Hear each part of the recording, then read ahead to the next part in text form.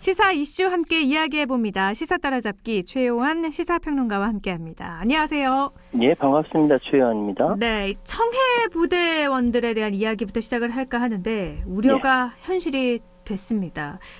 지금까지 밝혀진 게 문무대왕함 장병 301명 가운데 247명, 그러니까 82.1%가 코로나19에 확진이 됐는데 잠복기가 사람마다 달라서 더 늘어날 가능성도 있죠. 그렇죠. 어제 저녁에 청해부대원 전원을 국내로 이송하는 작전을 벌였는데 오늘 도착할 예정인 거죠? 5시 34분 방금 속보가 떴습니다.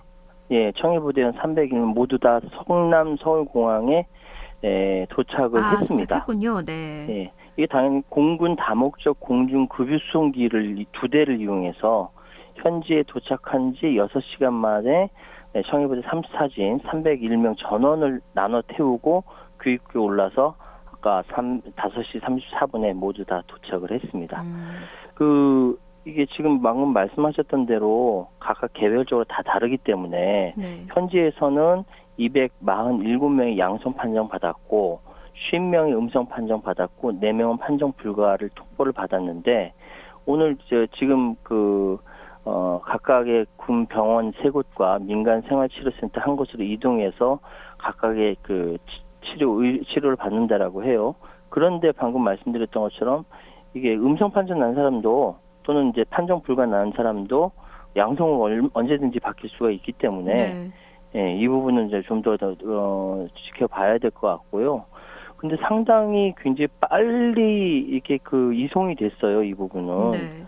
그러니까 교육기에 오르기까지 6시간 남짓 소요됐다. 현지에서 원활하게 인수인계가 됐다라고 이야기하는데 이거는 외교부 협조로 3일 만에 20여 개국으로부터 영공 통과 승인을 받았다고 합니다.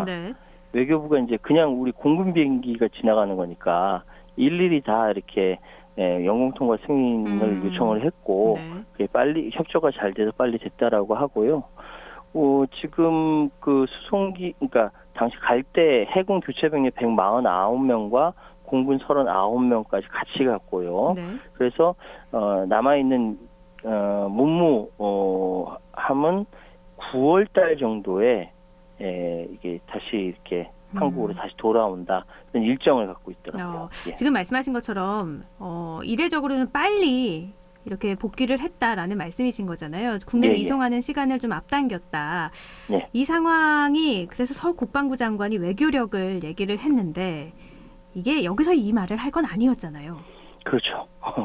사실은 정확하게 말씀드리면은 지금 정확하게 정리해야 할 부분이 국방부가 발표한 거하고 질병관리청하고 입장 차이에 대해서 어떻게 된 것인지 정확하게 구분을 해야 합니다. 이 백신 접종과 관련해서 협의가 있었나 이런 얘기 말씀하시는 거죠? 지금 그래서 언론에서 계속 나오고 있는 얘기가 군과 방역당국이 함정에서 벌어진 이 방역 참사의 책임을 서로 떠넘기려고 한다. 눈살 찌푸리게 만들고 있다라는 게 언론에서 지금 비판을 하고 있거든요. 근데 이제 이 각각의 국방부도 그렇고 질병관리청도 그렇고 발표하는 걸 잘 들어보면요. 각각의 입장에서 이야기할 수밖에 없는 것이고요.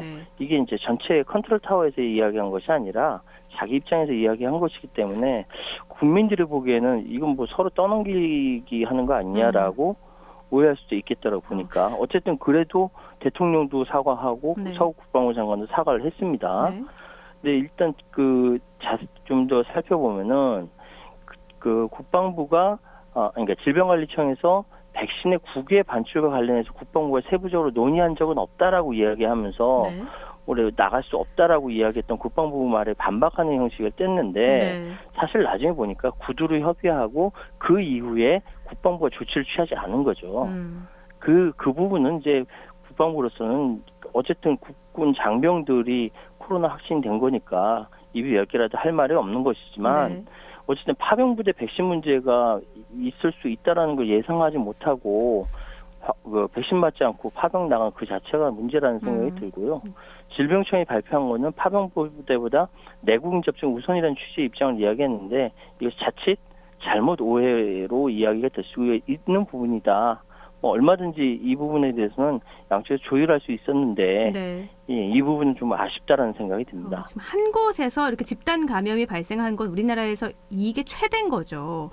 그렇죠. 그러니까 왜냐하면은 일본에서 그 다이아몬드 프린세스 네네. 배 안에서 그 집단으로 감염된 거 보면서 마치 그 남의 나라에서 벌어진 일이지만 우리와는 상관없는 것처럼 생각을 했었거든요. 그랬었죠. 네. 근데 그런 사례가 있음에도 불구하고 우리 문무대왕함에 우리 군인들이, 우리 병사들이, 우리 아들들이 거기 가서 하는데 당연히 백신을 맞았겠지라고 네. 상식적으로 했는데 네. 알고 보니까 안 맞았다는 거 아닙니까? 지금 국내 군 장병들은 백신을 다 맞았잖아요. 그렇죠. 근데 이 청해부대원들은 안 맞은 거고. 그렇죠. 오히려 안 맞았던 이 부분에 대해서 맞지 않고 출항했다.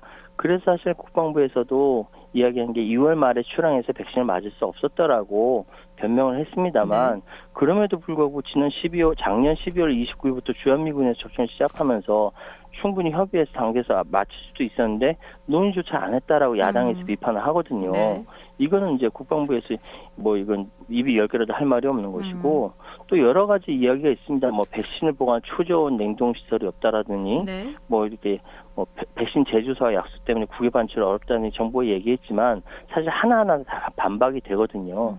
근데 어쨌든 이 모든 것들에 대해서 최고 책임자인 대통령도 지적을 했고 사과를 했고 서욱 국방부 장관은 또 여기에 대해서 직접 사과했습니다. 근데 한 가지 더 지적할 거는 서욱 국방부 장관이 대국민 사과한 것이 이번이 몇 번째인 줄 아세요? 몇 번째인가요? 6번째입니다.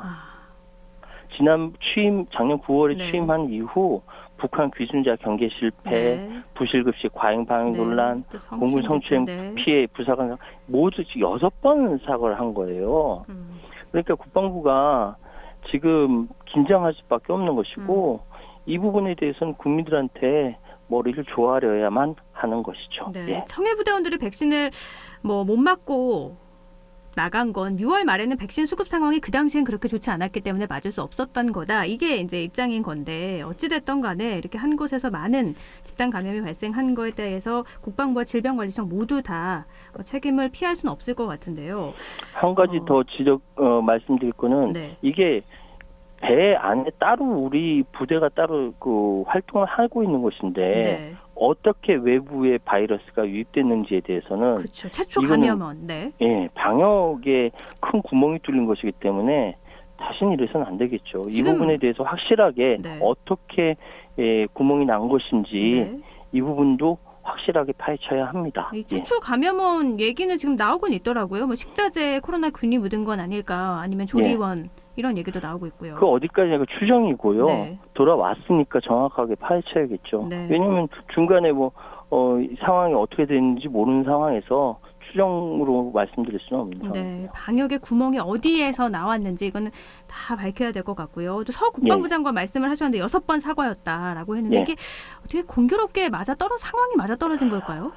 그러니까 이제 서욱 장관 입장에서는 작년 9월에 취임했고 그 사이에 특히 이제 공군 성추행 피해 부사관 사망 사건에는 이제 6월 9일, 10일, 7월 7일 계속 사과를 했었으니까 합쳐가지고 6번인데 국방부 장관이 대국민 사과를 이렇게 많이 한 사람은 저는 처음 봤습니다. 근데 어쨌든 그만큼 군에 대한 우리 국민들이 예전과 달리 좀 날카롭게 바라보고 있다라는 거 아마 군 관계자들도 다 알고 있을 것 같고요. 심지어는 이러한 사건이 벌어진 거에 대해서 다른 군 관계자들은 파병부대 백신 문제로 국방부가 일방적으로 질타당하는 상황이 매우 당황스럽다라고 이야기를 하고 있거든요. 그러니까 새로운 질서를 세우는 것이 쉽지 않다라는 게 새삼 느껴지네요. 참 요즘에 군대 이야기가 좋은 이야기가 하나도 안 들리고 있어서 계속해서 관심이 가는 부분인데요. 정치권 소식도 알아보면 여당 대선 후보 선출과 관련해서 이렇게 양강 구도가 굳혀지고 있잖아요. 이것도 좀 볼까요? 이게 그러니까 이재명 후보의 독주로 흘러가던 그 전체 여권의 대선 흐름이 지금 이낙연 후보가 급상승하면서 굉장히 많이 따라왔죠. 이재명, 이낙연 후보가 양강구도로 흐르는 양상이 전개가 됐습니다. 그러다 보니까 나머지 4명이 설 곳이 더 좁아지는 형국이죠. 그러니까 이제 나머지 4명 입장에서는 어떻게든 저 사이를 비집고 들어가서 양강 구도가 아닌 삼강 구도가 되든지, 그래서 이재명 후보의 단독 과반 결선을 빼놓고 들어가서 과반 결선을 막고 결선 투표를 자신이 들어가기를 원할 텐데 네. 이게 쉽지가 않은 겁니다. 나머지 4명이 이제 애가 타고 있다라는 소식이 계속 들어오고 있거든요. 근데 여권의 대선 후보 선출 과정에서 여러 가지 이야기가 많이 나오지만 어쨌든 지금은 굳혀져 가고 있는 것이 이재명, 이낙연 후보 양강으로 흘러가고 있는 양상입니다. 지금 차이가 얼마나 나나요? 이재명 후보하고 이낙연 후보는요? 그러니까 여론조사별로 차이는 다 많지만, 다른데요. 네. 뭐 지금 어떤 여론조사는 거의 차이가 나지 않는 여론조사도 비등비등하군요. 있고요. 네. 예. 오차 범위를 벗어나는 여론조사도 있고, 네. 근데 이전엔 보통 10% 정도는 차이가 났거든요. 그렇죠. 네. 근데 그것이 추격이 된다라고 하니까 여러 가지 이제 물 밑에서는 굉장히 이렇게 흐름이 거센 모양입니다. 특히 지금 상황에서 윤석열 야권의 유력한 후보인 윤석열 후보가 흔들리면서 네. 그 표가 이렇게 흐트러지는 것 같아요. 네. 온전히 윤석열 후보를 지지했던 사람들이 국민의힘 쪽으로 가지 않고 네. 오히려 이낙연 후보 쪽으로 흘러간다, 이런 얘기가 있거든요. 네. 그러다 보니까 이게 이제 이낙연 후보가 탄력을 받는 거 아니냐, 이런 얘기가 있고요. 여러 가지 이야기들이 많이 있습니다. 지금 이낙연 후보가 이재명 후보 턱 밑까지 따라붙었다는 여론조사 결과가 많이 나와서 두 후보 사이에서는 긴장감이 한층 팽팽해진 거고, 다른 후보 입장에서는 좀 계산이 좀 복잡해진 거고. 예, 사실은 그렇긴 한데 더 좀 답답한 사람은 이재명 후보일 수밖에 없는 것이, 그렇죠. 네. 어쨌든 선두 주자로서 너무 거세게 공격을 하게 된다면은 나중에 본선에서 원팀을 만들기 어려운 상황이고, 그렇다고 추격하고 있는데 뿌리치지 않으면 안 되는 입장이고, 그러니까 선두는 외롭다라는 것이 바로 이번 대선 전국에서도 바로 보이고 있습니다. 근데 왜 이렇게 이낙연 후보가 점점 더 지지율이 상승하고 있다고 보세요? 그러니까 이낙연 후보가 가지고 있는 굉장한 장점이 지난 이제 예비 경선에서 드러났거든요. 그러니까 국무총리를 할 때 가지고 있었던 안정감이라든지 이런 것들이 이재명 후보가 주춤하는 사이에 치고 올라온 것이고, 그 부분에 대한 신뢰감이, 안정감이라든지 이런 신뢰감이 이재명 후보와 극명하게 대비되면서 특히 호남 쪽에 있는 전통적인 지지층이 결집하는 모습을 보이고 있습니다. 그렇기 때문에 지금 이재명 후보 측도 굉장히 바짝 긴장하고 있고, 요거는 이제 이번 주가 좀 지나면서, 근데 이 후보 결정이 5주 정도 늦춰졌거든요. 그렇죠. 예. 그렇기 때문에 앞으로 한참 가야 한다. 이렇게 말씀드릴 수밖에 없네요. 그러니까 어제 결정이 난 거죠. 더불어민주당 대선 후보 경선 일정이 5주가 연기가 된 건데, 그러면 이렇게 5주가 연기가 되면 두 후보 입장에서는 이재명 후보 측에서는 사실 바라지 않았던 바고. 당연하죠. 왜냐하면 이제 빨리 결정 나야 되는데, 근데 지금 코로나 상황이 이렇게 심각한 상황에서 빨리 결정하자라고 이야기할 명분이 없는 것이죠. 그래서 언론에서도 지금 이재명, 이낙연 두 후보의 대승적 결단이라고도 이야기를 하고 있습니다. 그러니까 각 캠프 내부에서는 반대했겠지만은 대국민적인 명분으로서는 반대할 수 있는 명분이 아니기 때문에 이렇게 연기에 합의를 했고 5주가 연기가 됐는데, 그 사이에 후보 간의 합종연행은 얼마든지 있을 수 있고 얼마든지 뒤집힐 수 있는 상황이기 때문에 각 후보 간에 치열한 물밑 경쟁이 보이고 있습니다. 10월 초에 이제 대통령 후보가 결정이 될 텐데, 그 전까지는 사실 상황이 어떻게 바뀔지는 알 수가 없는 거라서 차근차근 다 따라가 보기로 하고요. 아무도 모릅니다. 야권에서는 윤석열 전 검찰총장 지지율 단연 계속 1위잖아요. 그런데 52시간 근무제 실패한 정책이라고 말을 하면서 필요하다면 주 120시간 근무해야 한다, 이 발언을 했어요. 이 참 정치인의 말 한마디가 파장을 불러일으킨다는 게 바로 이런 부분인데, 그러니까 윤석열 전 총장이 한 언론과 인터뷰에서 52시간제 그 문재인 정부의 노동 정책에 대해서 실패한 정책이다. 네. 그러면서 스타트업 청년을 만났더니 주 52시간 시행에 예외 조항을 주자고 토론을 하더라. 네. 한 주에 52시간이 아니라 일주일에 뭐 120시간이라도 바짝 일하고 이후에 마구 쉬어야 되지 않겠느냐. 그러니까 툭 던지는 이야기였는데 네. 계산을 해보니까 120시간 일할 수는 없는 거잖아요. 그렇죠. 이게 불가능한 그러니까, 거예요. 네. 예.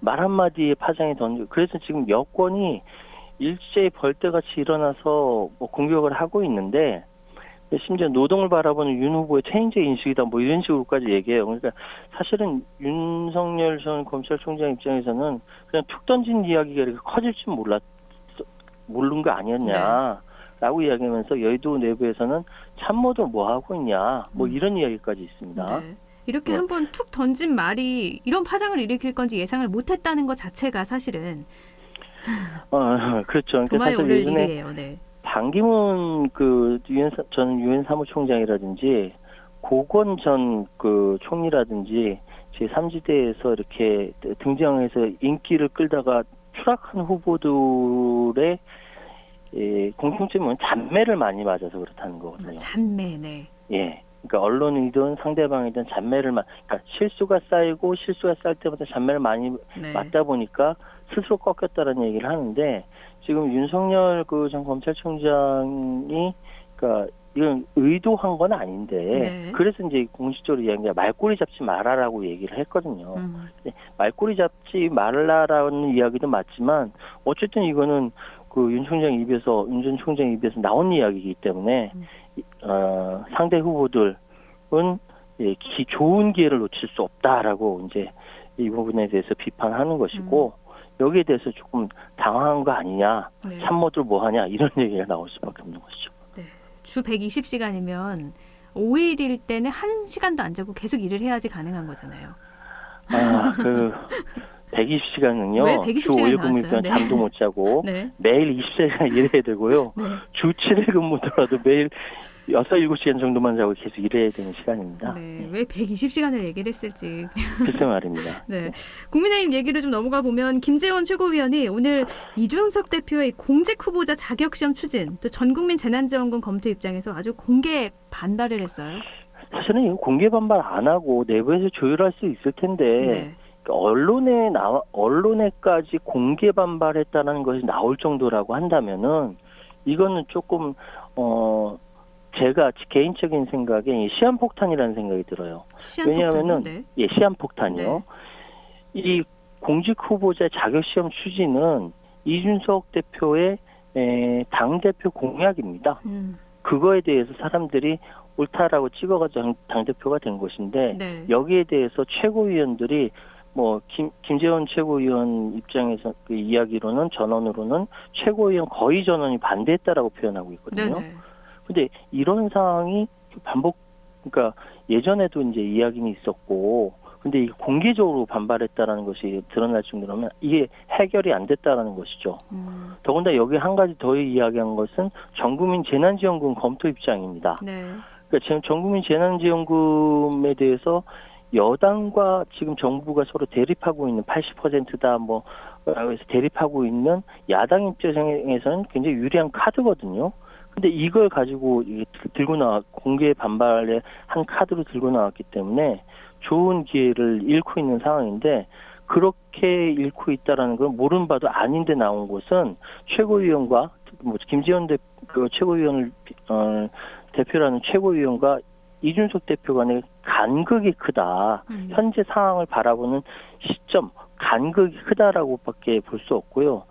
지금이야 당 밖에 있는 대선 주자 모시고 대선 후보 경선 이것이 중요하니까 묻혀 있지만 네. 이 문제는 언제든지 다시 폭발할 수 있는 사안 아니겠느냐. 이런 판단을 할 수밖에 없습니다.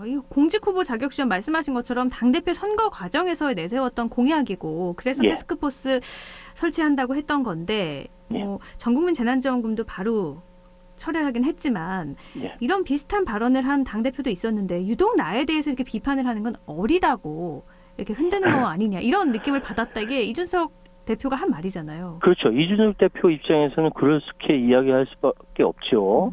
그러니까 뭐 사실 개인적으로도 이준석 대표를 모르는 건 아니지만 네. 굉장히 그 주장을 할 때는 굉장히 명징하게 주장합니다. 네. 이건 이거고 저건 저거다. 이렇게 네. 해서 자기의 그 명확한 의미를 더 확실하게 이야기하는 스타일인데 네. 당대표 선거에서 내 공약으로 나온 건데 이걸 반대하면은 하지 말라는 거 아니냐. 다른 사람이 이야기했을 경우에는 그렇게 이야기했겠느냐. 나이가 어리다고 무시하는 거 아니냐라고 반발할 수밖에 없는 것이고요. 네. 그런데 이제 최고위원들 입장에서는 컴퓨터 능력이 좀 있다라고 이게 뽑고 그렇지 않다라고 이거 빼냐. 뭐 여기에서 뭐 조금 이렇게 반발 때문에 명칭을 뭐 시험을 뺀 공직 후보자 역량 강화 TF라고 이야기를 하는데 네. 사실 내용은 별 차이가 없거든요.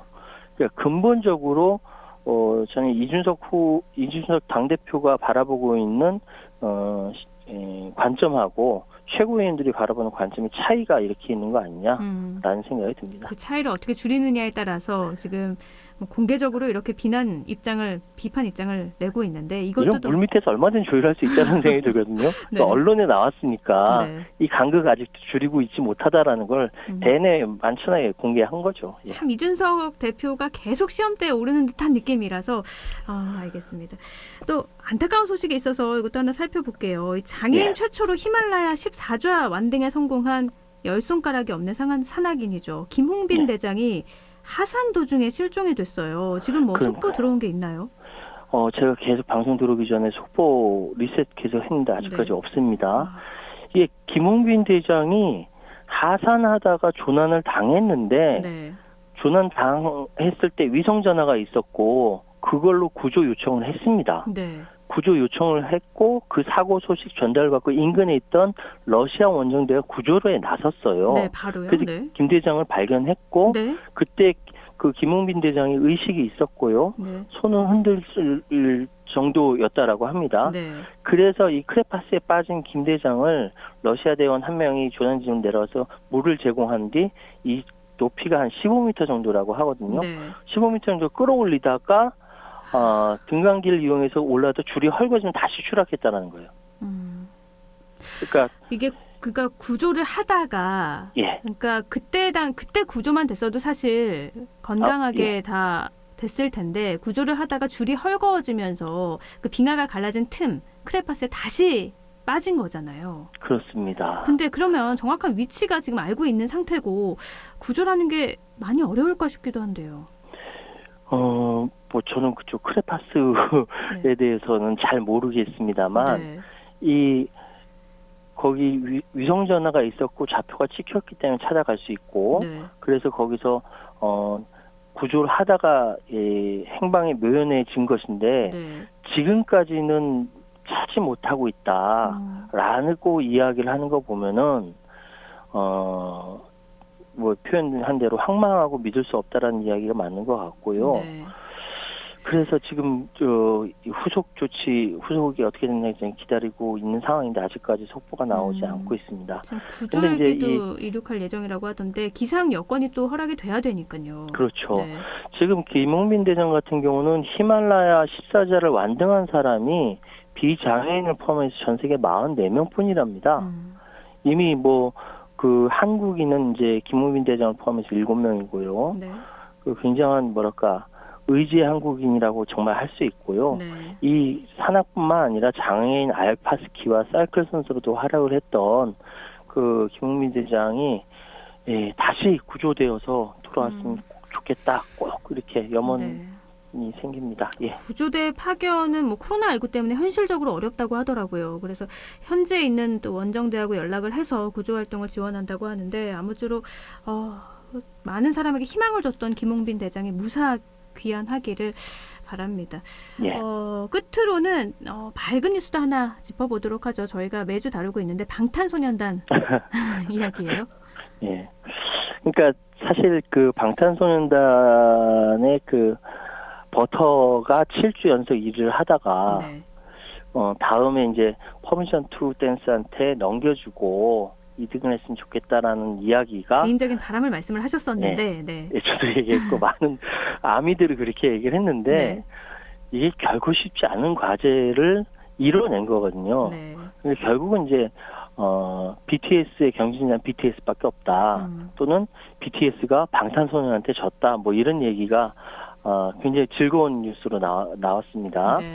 근데 정말로 이렇게 근데 버터라든지 퍼미션 투 댄스 이전으로 거슬러 올라가서 다이너마이트라든지 라이프 고즈 온다든지 해서 불과 10달 반 만에 5번째 정상에 올랐다라는 것은 이건 뭐라고 표현해야 될지 모르겠습니다. 보니까 언론에서 이제 그 옛날에 비틀즈, 마이클 잭슨 그리고 이제 세 번째로 짧은 기간이다라고 이제 BTS에 대해서 칭찬을 하는데 저는 이 퍼미션 투 댄스가 가지고 있는 함의가 대단하다라고 말씀드릴 수 있는 것이 이게 전 세계인들이 공감할 수 있는 그러니까 아주 쉬운 그 율동 같은 것들 그리고 국제 수어를 통해서 청각장애인 사회적 약자까지 끌어안는 BTS가 가지고 있는 가장 강점을 보였기 때문에 그렇다는 생각이 들거든요. 네. 그래서 지금 사실 궁금한 거는 이게 이번 주에 1등 그 퍼미션 투 댄스가 1등을 했으니까 이건 또 몇 주나 갈까? 예, 정말로 염원하던 그래미에서 수상을 할 수 있을까? 뭐 여러 가지 생각들이 많이 드는 한 주였습니다. 저희가 매주 방탄소년단 어떻게 순위가 지금 어디에 달리고 있는지 한번 짚어보도록 하죠. BTS에 대적할 만한 그룹은 방탄소년단뿐이다. 알겠습니다. 오늘 여기까지 하죠. 말씀 고맙습니다. 네, 감사합니다. 네.